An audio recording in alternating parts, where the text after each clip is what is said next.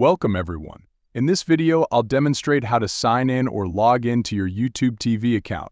Let's dive right into it. To begin, open the YouTube TV app on your device.